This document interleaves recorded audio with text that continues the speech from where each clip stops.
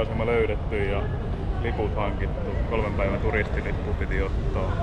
Tosiaan sillä pääsee 3 päivää kaikilla kulkuvälineillä ympäri Ateenaa ja päästään vielä takaisin airporttiin.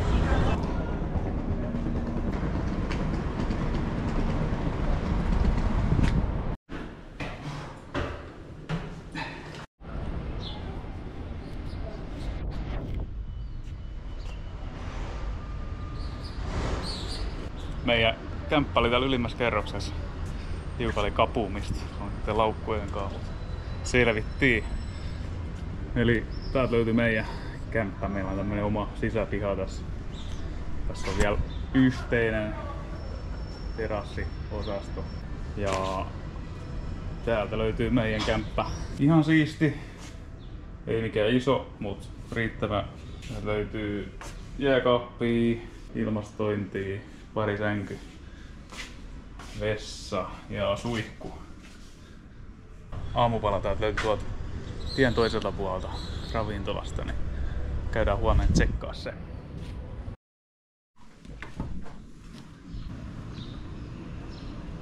Huomenta.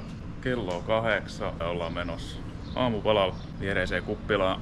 Aamupala löytyy sieltä ja tänään me ollaan menossa tonne eli Akropolikseen. Tervetuloa mukaan!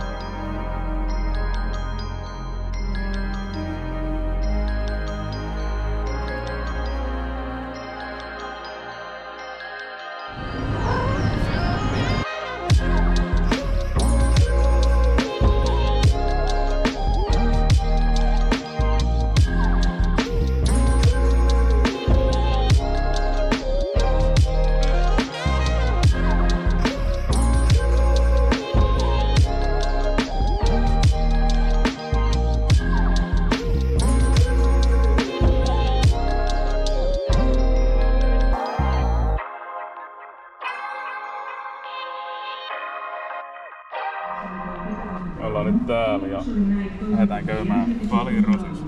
Tuolla on jotain hienoja jahteja ja muuta kaikkea. Käydään vähän tsekkaan millainen paikka on.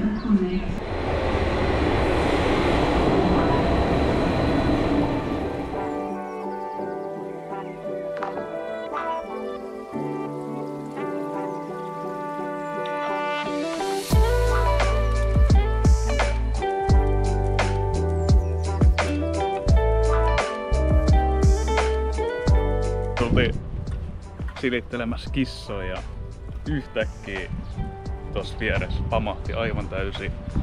Ihan kuin joku olisi ampunut aseella. Pikkuisen pelästyttiin. Lähdetään lähteä täältä paikasta näkkiä pois.